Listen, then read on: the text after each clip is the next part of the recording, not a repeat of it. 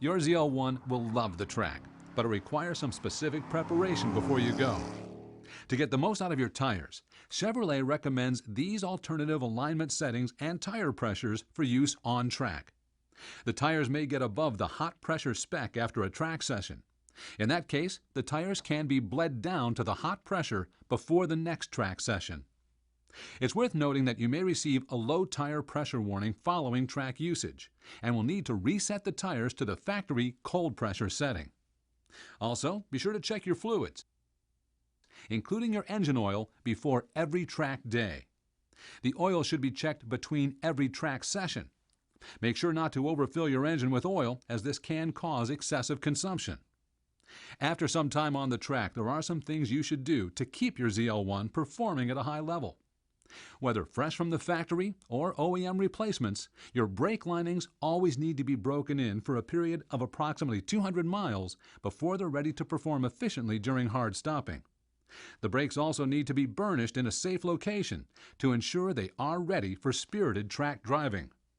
This means the pads need to be heated in a controlled way to cure the resin that exists within. This procedure is explained in your owner's manual and involves numerous medium brake applies at a force of 0.4 Gs and hard brake applies at 0.8 Gs during various speeds. Failure to burnish your brakes may result in brake fade and affect the longevity of your brake components. During the burnish procedure, you may notice a smell or see smoke emitting from your brakes. This is normal. Your Goodyear Eagle F1 Supercar Generation 2 tires are summer only and are not recommended for use when temperatures drop below 40 degrees Fahrenheit or in snow or ice. When not in use, the tires should be stored indoors above 20 degrees Fahrenheit. If you'll encounter conditions below 40 degrees and/or snow or ice, GM recommends you use performance winter tires. ZL1 tires will exhibit a unique tread pattern after some use. The outer edge tread pattern of the tires may appear to be completely smooth after hard driving, and that is normal. The correct way to measure tire wear on your ZL1 is by the wear bars located farther back on the tire. Regardless of wear, these tires cannot be rotated. Each one is directional and corner specific because the front and rear are different sizes. Your ZL1 Brembo brakes with high-performance semi-metallic linings will generate brake dust.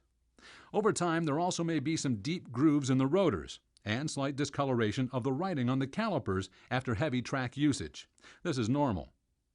Always make sure your brake ducts are free of debris and not obstructed prior to use on the track.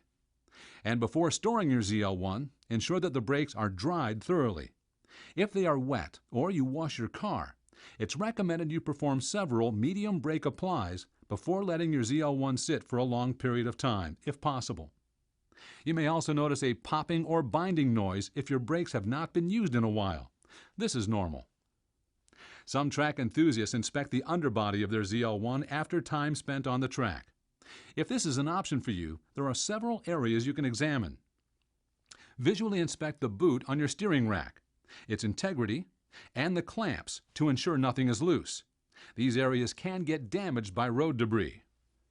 If you do perform a custom alignment, adding paint marks is a good idea to make sure nothing has moved. With weight off the corners of the car, a lateral force can be applied to the tire assemblies to check the ball joints, tie rod end links, and wheel bearings.